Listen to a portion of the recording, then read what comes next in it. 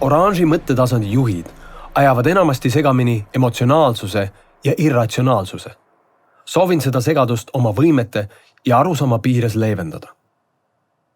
Irratsionaalsus on stressi, ärevuse, depressiooni, paanika, ülemeelikuse, eufooria, eksistentsiaalse hirmu või ka muude ülevoolavate positiivsete ja negatiivsete emotsioonide tagajärjel tekkiv seisund, kus inimese otsmikusagarad või täpsemini öeldes prefrontaalkoor ehk see osa ajust, mis on seotud kalkuleeriva mõtlemise, otsustamise, planeerimise, impulsside kontrollimise, suhete ja empaatiaga, on ajutiselt halvatud, mille tulemusena inimene teeb ja ütleb asju, mida pärast kahetseb.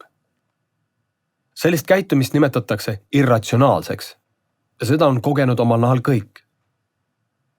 Ilmselt oleme me kõik vihaajendil öelnud midagi, mille pärast tuleb hiljem vabandust paluda ning paratamatult iseendale tunnistada, ma ei mõelnud, mida ütlesin. Ei mõelnudki, sest tugevate negatiivsete emotsioonide mõjul lülitus aju mõtlev osa välja ja me läksime autopiloodile. Sama on sõltuvusega. Tugeva emotsionaalse häirituse seisundis ei suuda inimene, kes on otsustanud maha jätta suitsetamise, porno vaatamise, joomise või magusa söömise, oma plaanile kindlaks jääda. Ta käitub irratsionaalselt, sest tema selget mõistust toetav prefrontaalsagar on primitiivsematest ajusüsteemidest limbilisest ajust kaaperdatud. Sama süsteemi alusel toimubki enamik kaklusi, salvamisi ja otstarbetu ostlemine või internetis surfamine. Mida suurem on inimese kurnatus, nälg, väsimus, stress või ärrituvus, seda väiksem on tema kontroll ja seda tugevamalt juhivad teda ihad. Tema käitumine on siis valdavalt irratsionaalne.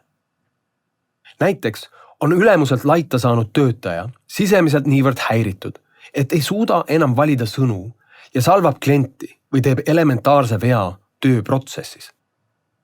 Kõik see tõttu, et prefrontaalkoor ei toimi optimaalselt. Kaob naeratus ja võime kliendile silma vaadata või kuulda päris sõnumit kliendi kehakeele kaudu tema sõnade taga.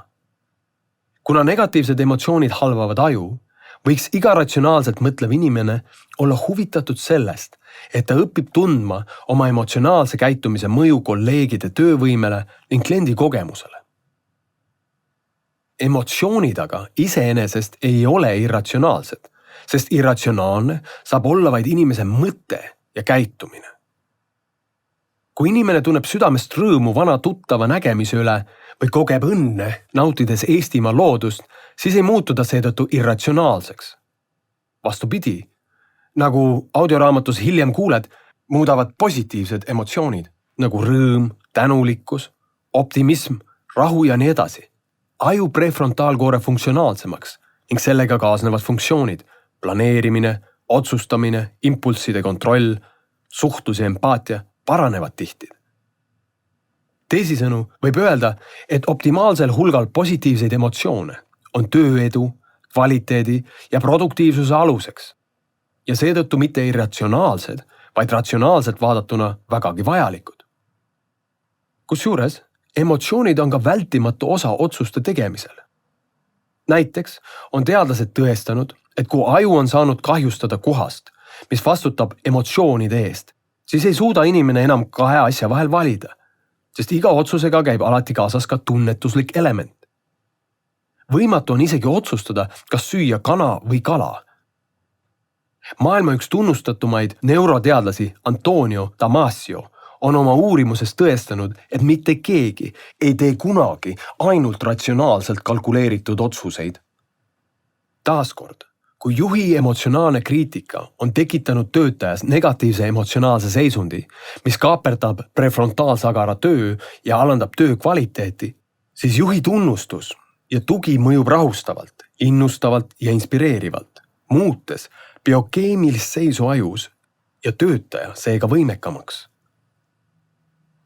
Tunnustamine on seega neuro, mitte pehmoteadus.